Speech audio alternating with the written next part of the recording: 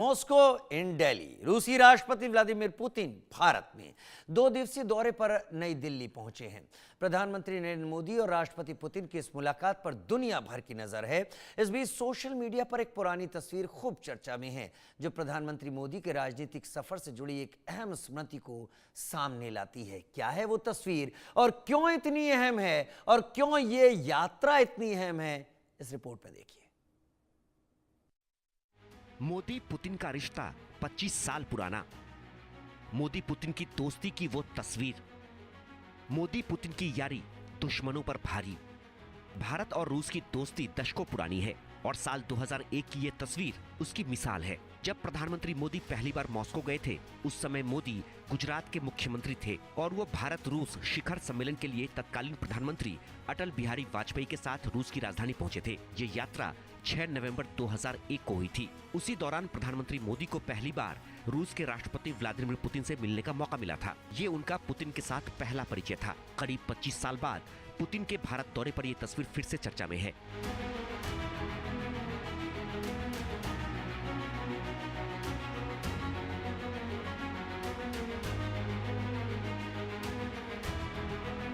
मोदी और पुतिन की इस तस्वीर को शेयर करते हुए लोग प्रधानमंत्री नरेंद्र मोदी और राष्ट्रपति पुतिन के बीच करीब 2.5 दशक पुराना रिश्तों का जिक्र कर रहे हैं। इस तस्वीर में वाजपेयी और पीएम मोदी साथ दिखाई दे रहे हैं, जिसे देखकर कई यूजर्स इसे इंडिया रूस दोस्ती की पहली झलक बता रहे हैं। यहाँ आपको बता दें कि पहले भी 4 सितंबर 2019 को प्रधानमंत्री मोदी ने कुछ तस्वीरें और उनसे जुड़ी यादें साझा की थी। उस वक्त उन्होंने लिखा था, मेरा मन नवंबर 2001 के रूस भारत शिखर सम्मेलन में भी चला गया, जब अटल जी पीएम थे। उस समय मुझे गुजरात के सीएम के तौर पर उनके डेलीगेशन का हिस्सा बनकर बहुत गर्व हुआ था। एक बार फिर भारत रूस शिखर सम्मेलन से पहले इस ऐतिहासिक क्षण की याद दिलाई जा रही है। जैसे ही राष्ट्रपति पुतिन के भारत दौरे की खबर सामने आई, वैसे ही लोग 2001 की तस्वीरें साझा कर भारत और रूस की साझेदारी को रणनीतिक के साथ व्यक्तिगत रिश्तों की मजबूती की चर्चा करने लगे। राष्ट्रपति पुतिन के भारत दौरे पर 25 साल पहले की ये तस्वीर भारत और रूस के रिश्तों के लंबे और भरोसेमंद इतिहास की एक दिलचस्प झलक पेश कर रही है। Bureau report, India news. और अब बड़ी खबर का रुख कर लेते हैं। प्रधानमंत्री आवास पर व्लादिमीर पुतिन के लिए डिनर प्रधानमंत्री मोदी दे रहे हैं। पुतिन के लिए डिनर थोड़ी ही देर में मोदी पुतिन की प्राइवेट मीटिंग भी इसके बाद होगी। यानी आज रात खबरों का दौर पनपेगा और कल घोषणाएं होंगी।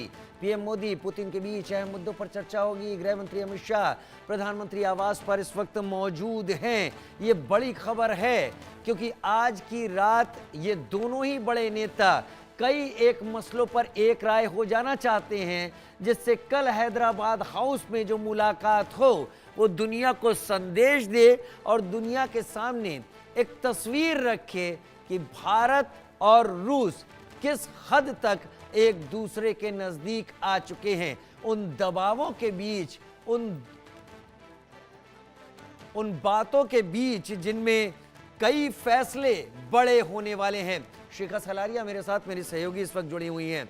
शिखा, हर तस्वीर हर एक की नजर में है, मेरे और आपकी नजर में है, हमारे दर्शकों की नजर में है और 7 समंदर पार अमेरिका में भी ध्यान दिया जा रहा है।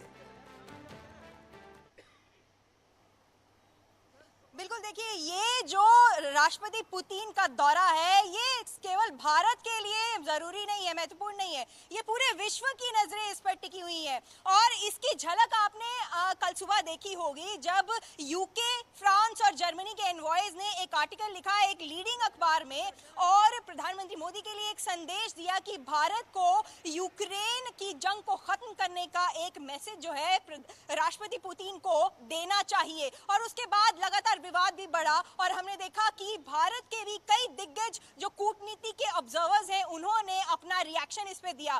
तो ये ना सिर्फ भारत के लिए, रूस के लिए, बल्कि पूरे विश्व के लिए एक बहुत ही ज्यादा महत्वपूर्ण बैठक है।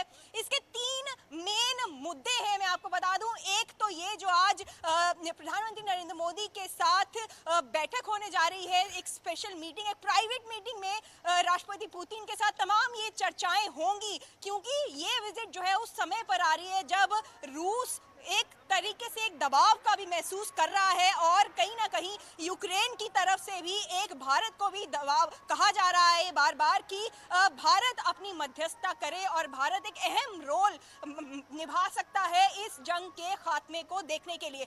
दूसरा जो महत्वपूर्ण इसका पहलू है वो ये है कि भारत और रूस जो पुराने मित्र हैं वो अपनी इस कूटनीतिक साझेदारी को बढ़ाने का प्रयास करेंगे। इसी के दौरान आपको बता दूं कि कल रिपॉज अग्रीमेंट को जो है रेटिफाई किया गया स्टेट डूमा की तरफ से। State Duma lower house of parliament है रशिया का और उन्होंने ये जो फरवरी में जो एग्रीमेंट पर अमली जामा पहुंचा था अब उसे रेटिफाई कर दिया। एक बड़ा मैसेज दिया गया क्योंकि ये एग्रीमेंट इसलिए खास है क्योंकि मिलिट्री फॉर्मेशंस, वॉरशिप्स, एयरक्राफ्ट अब भारत में आ पाएंगे रशिया के और रशिया के जा पाएंगे और भारत के जा पाएंगे रशिया में। तो ये एक बड़ा स्ट्रेटेजिक मूव है और रशिया ने एक संदेश देने का प्रयास किया कि कितनी महत्वपूर्ण है डिफेंस पार्टनरशिप भारत और रूस के बीच में। और आपको याद दिला दूं कि 60% डिफेंस इक्विपमेंट जो है भारत में जो आता है वो आज भी सोवियत ओरिजिन का है।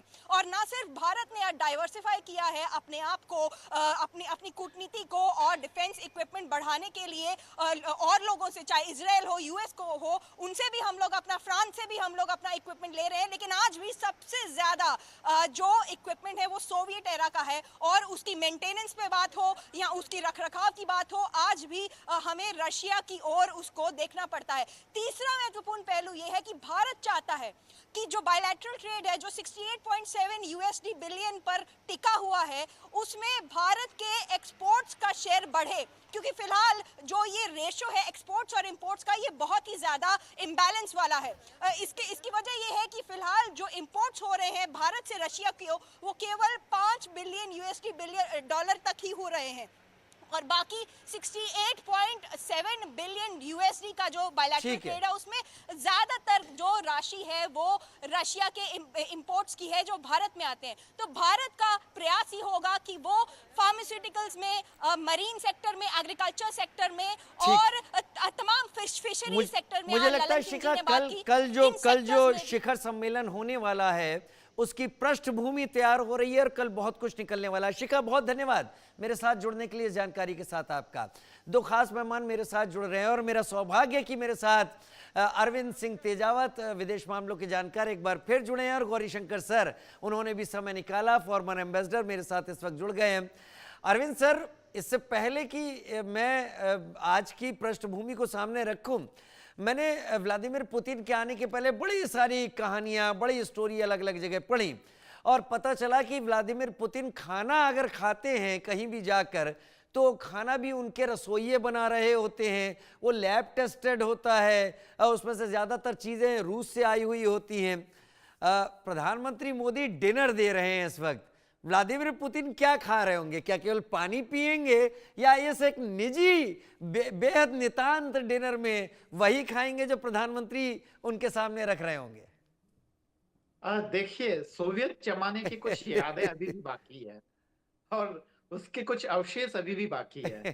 खासकर यूरोपियंस के बारे में ये कहते हैं कि जब वहां पे रोशनी आ गई थी उसके बावजूद जो ब्रिटिश पार्लियामेंट में लालटेन लगे जाते थे और वो देखते थे कि सब कुछ ठीक है कि नहीं है। हाँ। तो वही सोवियत संघ का भी मामला है कि दरअसल जो सोवियत संघ के जमाने में जो बहुत एक्स्ट्रा जो गुप्त चीजें रखी जाती थी वो अभी भी कायम है। तो इतनी जरूरत नहीं है दरअसल, जितनी पारदर्शिता हो उतना ठीक रहता है। भारत के लोगों की और भारत के जो राजनीतिज्ञों की तो एक ही हरकतें मीडिया से लेकर नहीं, सब अरविंद सर, मेरा जो इशारा था आप समझ सकते हैं, मैं इतना हल्का सवाल आप जैसे मूर्धन्य लोगों के सामने नहीं रखूंगा। मैं ये भी जानना चाहता हूं कि ये जो खाने की बात हो रही है प्रधानमंत्री आवास में, कल जो होने वाला है उसकी पृष्ठभूमि क्या आज रात में तैयार हो जाएगी? क्योंकि गृह मंत्री भी वहां मौजूद है और अगर मैं गलत नहीं हूं तो वहां पर और वरिष्ठ लोग भी जरूर होंगे। बिल्कुल, गौरीशंकर साहब हैं मेरे साथ में, तो वे तो जानते हैं इस बात को बेहतर तरीके से कि दरअसल यात्रा होने से पहले ही काफी तैयारियां हो चुकी होती है। तो पुतिन साहब के आने से पहले ही बहुत सारी चीजें तय है और अब जब वो रहेंगे तो आज की बातचीत में भी बहुत सारी चीजें होगी और बस कल है उन सब तमाम चीजों को एक अमली जामा पहनाया जाएगा। तो वह उसी की प्रक्रिया है, पर भारत की तरफ से ये एक बहुत ही शानदार जेस्चर है। जैसे कि बिल क्लिंटन साहब जब भारत में आए थे, तो भारत ने एक जेस्चर दिया था कि अब नई दुनिया है, भारत अमेरिका के साथ आना चाहता है। तो वैसा ही मुझे लगता है कि पुतिन साहब के साथ भारत कर रहा है। लाल कालीन बिछाई गई है और कहा गया है कि आइए हम उस पुराने इतिहास को दोबारा से साथ में मिलकर दोहराते हैं। राजीव वैसे साहब। गौरी शंकर, मैं डिप्लोमेसी के वर्ड्स का चुनाव नहीं कर कर सकता और ना कर पाता हूं। मेरी तरबियत ऐसी नहीं है कि मैं डिप्लोमेटिकली एक एक वर्ड को सेलेक्ट कर पाऊं। लेकिन जैसा भी अरविंद सर कह रहे थे कि रेड कारपेट बिछाया गया है, दोनों तस्वीरों में आप देख रहे होंगे दिल मिले दिखाई पड़ रहे हैं। मुझे ये बताइए, दिल जल कहां कहां रहे हैं? के दिल तो बहुत जगह जल रहे होंगे। अपन उनसे क्यों जबरदस्ती वहां पे पहुंचे हैं, क्योंकि वो तो अमेरिका, यूरोप इन और कुछ हद तक यूक्रेन में भी जल रहे होंगे। हो सकता है चाइना में भी कुछ जल रहे हों। लेकिन उसको छोड़िए आप। हमारा जो इंटरेस्ट है वो ये है कि हमारे और रूस के संबंध और प्रगाढ़ हों। वो बहुत ही टाइम टेस्टेड रिलेशनशिप है और उसमें अब प्रगाढ़ता आएगी, क्योंकि आपने देखा कि जिस तरह से मोदी जी एयरपोर्ट गए, उनको अपनी गाड़ी में बिठा के लाए और अपने घर पे ले आए और सीधा आप साथ साथ खाना खा रहे हैं। आप खाने की बात कर रहे थे, देखिए ये ऐसा है कि अभी भी ये इंटरनेशनल प्रोटोकॉल फॉलो किया जाता है काफी कंट्रीज में, कि उनकी सिक्योरिटी के लिए जो भी खाना बनता है वो उनकी पहले तो इच्छा के अनुसार बनता है, फिर उन्हीं के लोग बनाते हैं, फिर उन्हीं के लोग टेस्ट करते हैं। ये सिक्योरिटी का स्टैंडर्ड ऑपरेटिंग प्रोसीजर है जो कई लोग फॉलो करते हैं। और आप जानते हैं कि पुतिन साहब की के जीवन को तो बहुत बड़ी रिस्क रहती है हमेशा के लिए। तो ये स्टैंडर्ड ऑपरेटिंग प्रोसीजर फॉलो करना उनके लिए बहुत जरूरी होता है। और लेकिन जहाँ तक हमारा ताल्लुक है, हम बड़े इनफॉर्मल होते हैं। हम जो मेहमान आते हैं उनकी पूरी खातिरदारी करते हैं, अपने मन से और तन से पूरा उनका ध्यान रखते हैं। लेकिन वो चीज वेस्ट में नहीं है। वेस्ट में उनका दूसरा अप्रोच है लाइफ का। तो अपन बात कर रहे थे प्रगाढ़ता की, रिलेशनशिप की। मैं ये कहना चाहूंगा इस बार कि हमारे और रूस के संबंध सिर्फ व्यापारिक संबंध नहीं है। ये संबंध बहुत गहरे हैं। आप थोड़ा पहले जाएंगे तो इंडिपेंडेंस के इमीडिएटली बाद में उन्होंने हमको टेक्नोलॉजी ट्रांसफर करके स्टील प्लांट्स लगाए। कुछ और प्लांट्स इंडिया के अंदर लगे थे उस समय। उसके बाद उन्होंने हमको आर्म्स भी देना शुरू किया। और उन्होंने वीटो का 5 बार भारत के पक्ष में प्रयोग लिया, कश्मीर के मुद्दे पर और 71 के वार के टाइम में।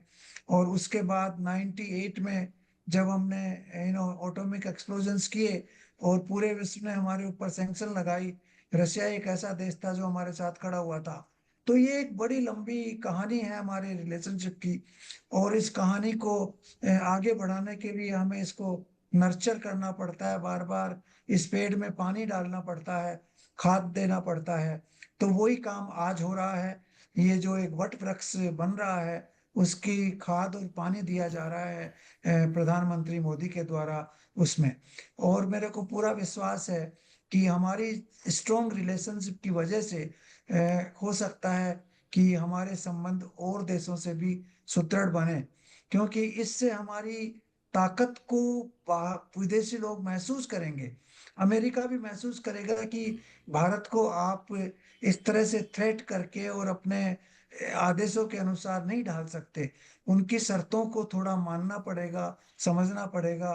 तो हो सकता है ट्रम्प की नीति भी भारत के प्रति बदले, हो सकता है चाइना भी थोड़ा रिलैक्स हो। तो मेरे को ऐसा विश्वास है कि आज की जो मीटिंग है इससे एक पोस्चर जाएगा बाहर, एक मैसेज जाएगा, एक संदेश जाएगा विदेशों में कि आप भारत की शक्ति को समझिए और भारत की शक्ति को थोड़ा सा समझ के और भारत के साथ अच्छे संबंध बनाए। यही मैसेज यूरोप में जाएगा, यही मैसेज अमेरिका में जाएगा और यही मैसेज चीन में जाएगा। यही मैसेज चीन में जाएगा। अरविंद सर, एक चीज समझना चाहता हूं अपने दर्शकों के लिए आपसे। प्रधानमंत्री नरेंद्र मोदी और व्लादिमीर पुतिन की गर्मजोशी दिखाई पड़ गई। ये गर्मजोशी कभी ट्रंप के साथ थी और पिछले कई दिनों से नहीं है, हम सभी जानते हैं। ट्रंप इंतजार कर रहे हैं कि भारत कब उनके हिसाब से, उनकी ट्रैक के हिसाब से चलना शुरू करे। फिलहाल तो नजर नहीं आता, लेकिन क्या आपको ऐसा लगता है कि भारत और रूस, क्योंकि जाहिर सी बात है प्रेसिडेंट ऑफ रशिया यहां हैं, तो कुछ ना कुछ ऐसा निकलेगा कल के दिन ज्वाइंट स्टेटमेंट में जो वाकई कुछ को अखरेगा और कईयों के कान उस पर रहेंगे। क्या भारत और रूस साथ बढ़ना तो चाहते हैं, लेकिन क्या ये नहीं चाहते कि इससे अमेरिका हाल फिलहाल नाराजगी जैसी पोस्चर में आए? क्या उससे बचने की भी कोशिश है? बिल्कुल, ये पूरी पूरी कोशिश की जाएगी कि क्योंकि अमेरिका का जो दबाव है वह तो इस यात्रा पे दिख ही रहा है, खासकर भारत की ओर से। और आपको देखिए, हमेशा हमें बैलेंस करना पड़ता है। आज जो शाम को हम बात कर रहे थे राजीव साहब, कि भारत एससीओ की मीटिंग के बाद में ब्रिक्स की मीटिंग में अपने आप को संतुलित करता है, तो वो दबाव तो दिखेगा, और दबाव होना भी चाहिए। क्यों नहीं होना चाहिए? क्योंकि हमारा 20% व्यापार आज भी अमेरिका के साथ है। अगर हम रूस के साथ दोस्ती के नाम पर हम सारा वह व्यापार खत्म कर लें, और अभी तो हमें, हमारे विकास की भूख है, भारत को अभी बहुत लंबी दूरी तय करना है। तो अमेरिका के साथ संबंधों को खत्म करने, या जो पूरा पश्चिम, जो खासकर जो यूरोपियन यूनियन है वो भी अमेरिका के प्रभाव में है, तो अमेरिका से संबंध खराब करने का मतलब हमारा यूरोपियन यूनियन से देर सवेर संबंध खराब होने हैं। इजराइल से भारत की दोस्ती हुई है, पिछले कुछ डिकेड्स की है, तो वो सब चीजें भारत नहीं चाहेगा कभी भी खत्म करना। हाँ, रूस के और भारत के अपने संबंध है। इतिहास इतिहास है, इतिहास का तो कोई मुकाबला नहीं है, जहां रूस ने भारत की बहुत मदद की है, और बदले में भारत भी एक मजबूत साझीदार के रूप में रूस के साथ खड़ा रहा है। वहां से भारत ने रूस को बहुत बिजनेस भी दिया है। ये कोई एक तरफा मामला नहीं था। भारत ने वहां से अच्छे खासे हथियार खरीदे जो रूस के डेवलपमेंट में काम आए, तो वो चलता रहता है। हम्म। पर हाँ, अमेरिका को नकारना मुझे तो समझदारी तो अभी फिलहाल तो नहीं लगती है राजीव साहब। अरविंद सर, मैं क्योंकि व्लादिमीर पुतिन की विजिट है, भारत को डिफेंस के क्षेत्र में बहुत मदद की भी ज़रूरत रहती है। 2010 और 14 के बीच की अगर बात, उस दौर की बात करें तो करीब 72% भारत आयात करता था हथियारों का रूस से। अभी हाल फिलहाल 2024 तक, 20 से 24 के बीच में ये एक आधा हुआ है, लेकिन 36% 38% के बीच में कहीं ये जरूर दिखाई पड़ता है। क्या अब प्राथमिकताएं बदल गई हैं? पहले भारत बायर था, रूस सेलर था। आज रूस जानता है कि भारत इनोवेशन कर रहा है, मेक इन इंडिया पर जोर दे रहा है, तो रूस सारे राइट्स के साथ भारत के साथ ज्वाइंटली यहां पर चीजों में एक साझीदार बनना चाहता है, जिससे जो रूस पर प्रतिबंध लगते हैं मेक इन इंडिया के तहत उस पर वो प्रतिबंध नहीं होंगे और भारत से निर्यात भी हो सकेंगे। क्या ये फायदा दिखता है उसे? बिल्कुल ठीक कहा है आपने। मेक इन इंडिया के कारण बहुत सारे जो डिफेंस से रिलेटेड जो चीजें हैं, सामग्री है, वो काफी भारत में बनने लगी है, और इससे भारत का काफी पैसा भी बच रहा है। यहाँ पे रोजगार भी पैदा हो रहा है, इकोनॉमी को भी बूस्ट मिल रहा है। वो तमाम चीजें तो है ही, पर इसके बावजूद रूस में भी आप देखिए कि वहाँ जो श्रम है वो काफी महंगा है भारत की तुलना में। तो रूस अगर यहाँ करता है, भारत के उत्पादन में मदद करता है, तो इससे दोनों देशों को फायदा ही है। क्योंकि रूस से बना के फिर यहाँ लाना, मुझे लगता है कि न तो वह आर्थिक रूप से ठीक है, और न भारत के लिए तो फायदेमंद है ही नहीं। पर रूस भारत में इन सब चीजों का उत्पादन करके अपने लिए भी एक संभावनाएं तलाश कर सकता है। पर उसके लिए मुझे लगता है कि हमारे यहाँ के जो कूटनीतिज्ञ हैं उनको काफी होमवर्क करने की जरूरत है। हालांकि एक इस अच्छी बात में एक थोड़ा सा क्रिटिकल मैं हो लेता हूँ कि हमारे यहाँ ज्यादातर जो डिप्लोमेट्स हैं वो काफी वैसे भी दबाव में रहते हैं, अच्छी रिसर्च के अभाव में भी, और काफी जो स्टाफ असिस्टेंस मिलना चाहिए वह चीन के मुकाबले काफी कम मिलता है। अगर हमारे इकोनॉमी को ये बूस्टअप मिलता है रूस और भारत के सहयोग से, तो मुझे लगता है कि उन सब चीजों को हम कोप अप कर पाएंगे, और भारत एक ताकतवर देश के रूप में उभर पाएगा। राजीव साहब। गौरीशंकर सर, अरविंद सर के इस बात पर आप क्या कहेंगे गौरीशंकर सर, क्या हमारे डिप्लोमेट्स दबाव में होते हैं? वो हाँ कहेंगे। नहीं, देखिए वो समय चला गया, हमारे डिप्लोमेट्स दबाव में हुआ करते थे। मैं आपको कुछ कहानियां बताता हूँ जो बिल्कुल सच्चाई पे बेस्ड है। जी। मैं सबसे पहले बेल्जियम में पोस्टेड था। वहां पे उस समय ईईसी का हेडक्वार्टर हुआ करता था। हम्म। वो ईयू नहीं बना था उस समय। हम्म। तो उस समय जब हमारे करते थे, तो कई बार वो 6 महीने बाद तक की डेट दिया करते थे। वो कहते नहीं नहीं अभी समय नहीं है, ऐसा नहीं है, वैसा नहीं है, कुछ बहाने बना लेंगे हम्म। और हमारे मंत्रियों को रिसीव करने में के लिए टाइम नहीं देंगे। और अभी जो लाइन लगी हुई है वो उन लोगों की हमारे यहाँ आने की लाइन लगी हुई है।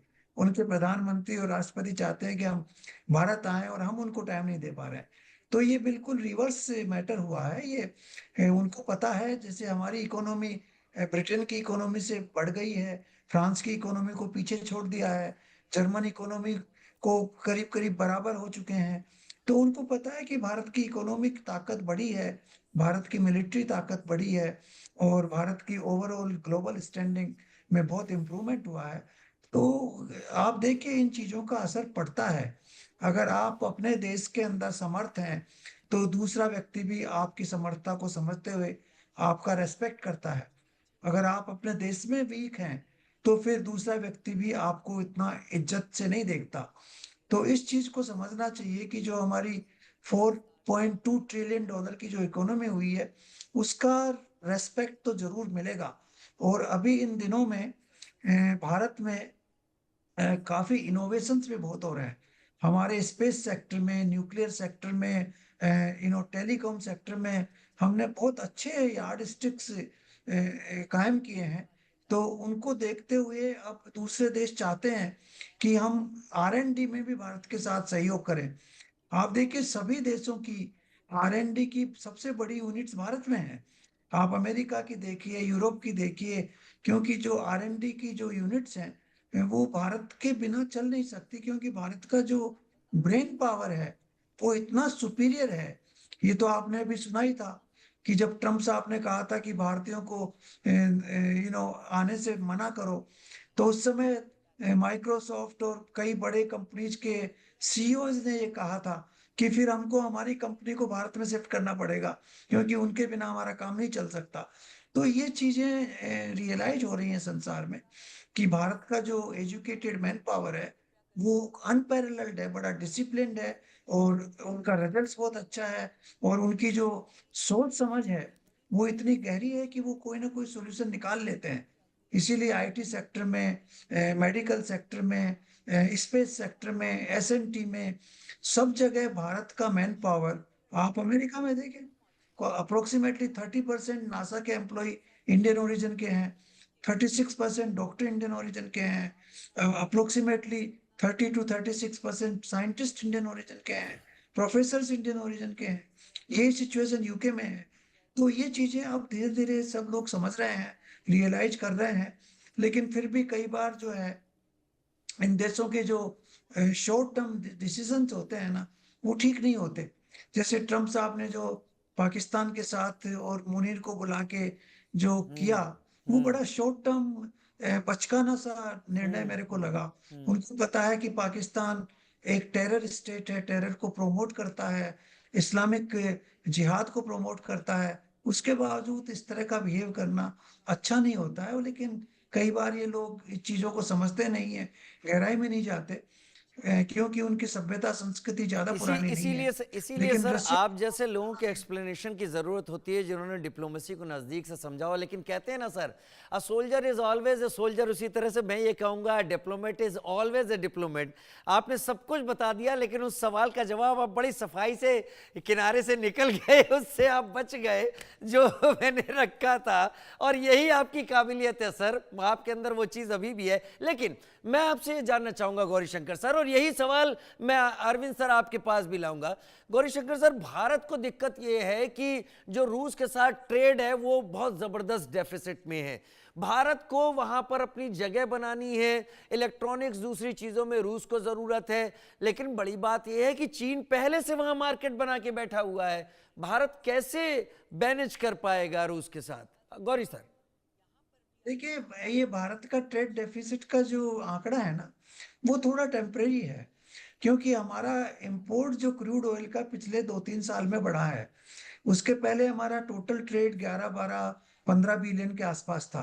अभी अचानक क्रूड ऑयल के इंपोर्ट से जो है करीब $68 बिलियन का जी हो गया। जी। तो ये क्रूड ऑयल हम किसी और कंट्री से इंपोर्ट कर रहे थे, वहां फॉरेन एक्सचेंज खर्च कर रहे थे। हो सकता है वो इराक से आ रहा हो, सऊदी अरेबिया से आ रहा हो, यूएई से आ रहा हो, किसी और देश से आ रहा हो। तो उसमें हमें इसमें कोई तकलीफ नहीं होनी सर, चाहिए क्या कि अगर डिप्लोमेसी हमको। डिप्लोमेसी रूस की डिप्लोमेसी को इस बात के लिए मना पाएगी कि रूस भारत के लिए और बाजार खोले? क्या आपको लगता है ये चीजें हो चुकी होंगी? देखिए, बाजार खुले हुए हैं, लेकिन हमारी कॉम्पिटिटिवनेस बढ़नी पड़ेगी। हम्म हम अगर चाइना से कॉम्पीट करके वहां मार्केट में बेच सकते हैं, हम्म। तो रूस के लिए कोई मनाही नहीं है। जी। रूस के ड्यूटी स्ट्रक्चर चाइना और भारत के लिए बिल्कुल एक से हैं। राइट। हो सकता है हमें उस कुछ कंसेशन भी देने को तैयार हो जाए, लेकिन हमारे यहाँ प्रोडक्शन जो है वो कॉम्पिटिटिव होना चाहिए। ये सबसे बड़ी चीज है। और एग्जैक्टली धीरे सर। धीरे ये हो रहा है। एग्जैक्टली। सब सेक्टर्स में नहीं, लेकिन कुछ हाँ, सेक्टर्स में अरविंद सर, हुआ है, अरविंद सर, और उसका आपका लाभ क्या हमें कहना मिलेगा। है? क्योंकि मैं केवल बिजनेस की बात कर रहा हूं।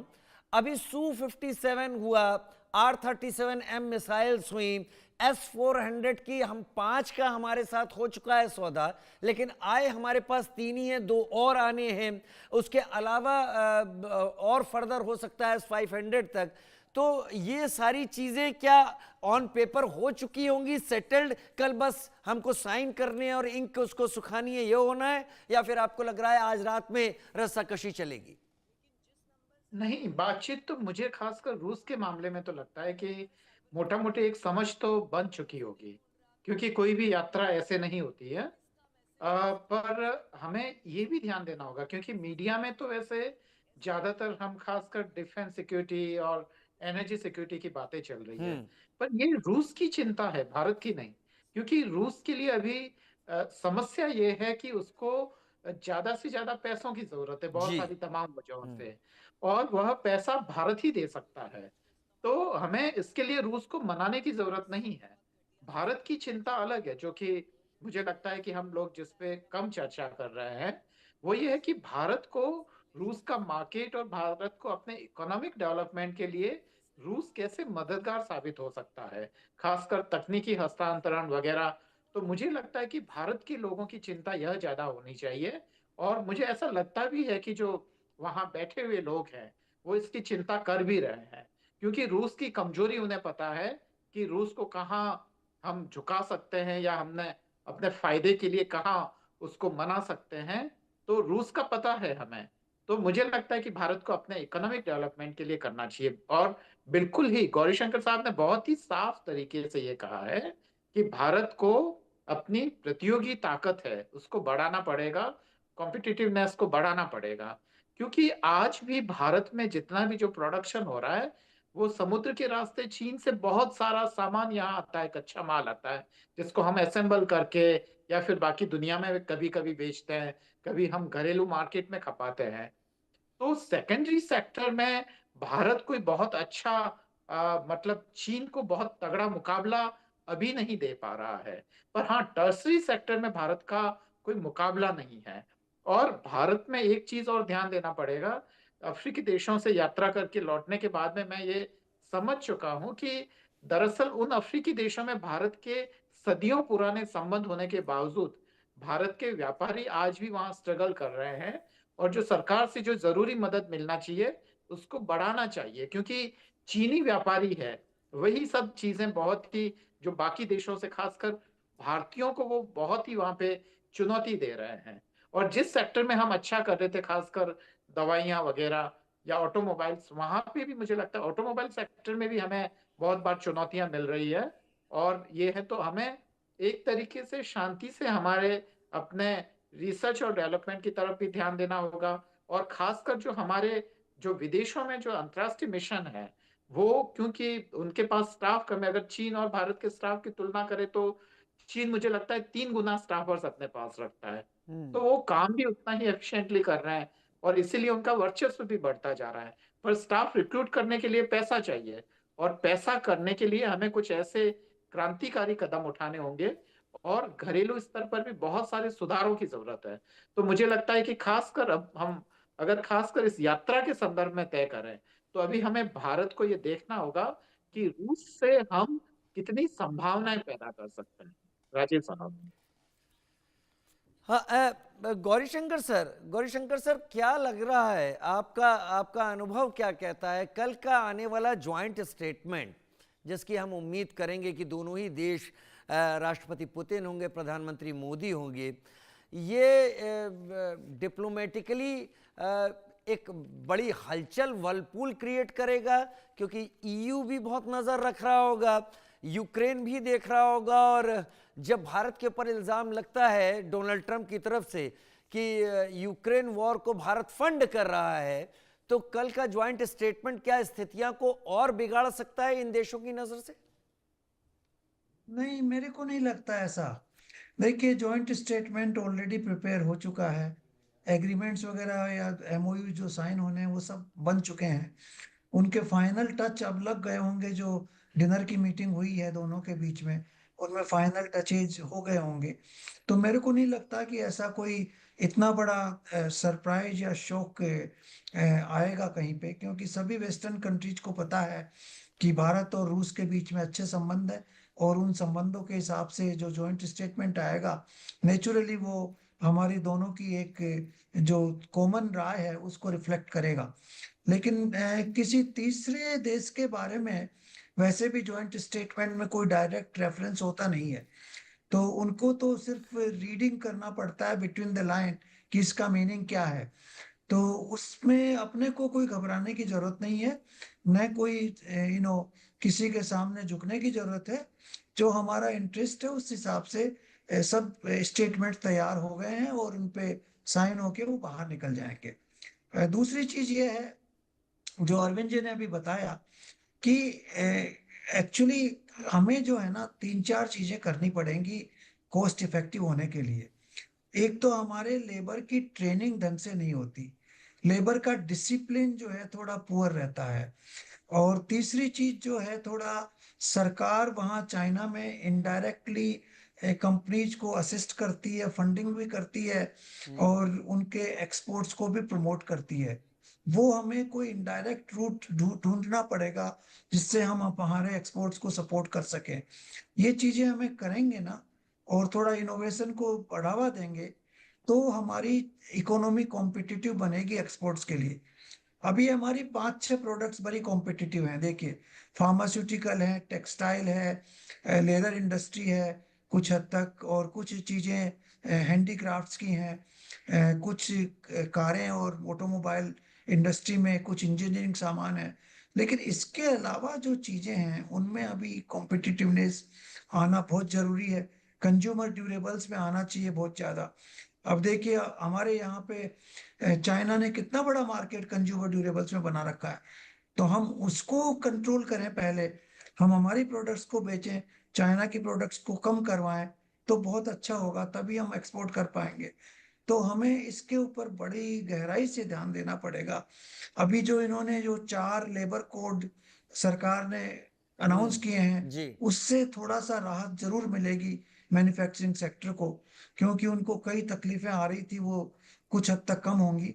लेकिन फिर भी ये एक रास्ता है जो हमें धीरे धीरे इस पे ऊपर आगे बढ़ना पड़ेगा, और तभी जाके हमारी इकोनॉमिक स्ट्रेंथ और आगे बढ़ेगी। अन्यथा तो थोड़ा सा स्ट्रगल कुछ वर्षों के लिए रहेगा हमारे साथ में। और अरविंद सर, पिछले 4 सालों की लड़ाई के दौरान रूस का जो यूथ है वो अब उसको उस पूरे के पूरे पूल को एक बहुत बड़ी चोट लगी है। बहुत सारे रूस के सैनिक इस दौरान रहे नहीं इस लड़ाई के दौरान, और रूस को उस यंग टैलेंट की ज़रूरत है जो उसकी इकोनॉमी को वापस बैक ऑन ट्रैक ला सके। आपको उम्मीद लगती है कि रूस भारत को यह ऑफर कर रहा होगा, जिसके मैं कई जगह इन्फ्लुएंसेस भी देख रहा हूं, कि भारत की वर्क फोर्स को रूस अपने यहाँ बेहतर सैलरी पैकेज पर बुलाकर, जिस तरह से अमेरिका करता रहा है, वो एक ऑफर सामने रखे? हाँ बिल्कुल राजीव साहब, ये ठीक बात है। और अगर ऐसी संभावना नहीं भी है तो संभावनाएं पैदा करनी होगी, क्योंकि तभी तो हम कह पाएंगे कि हमने वाकई एक अच्छे सौदेबाजी और एक भविष्य पे जो निर्भर योजना को हमने एक अमली जामा पहुंचाया है। तो वही तो सफलता है किसी भी बातचीत की। और ऐसे में मैं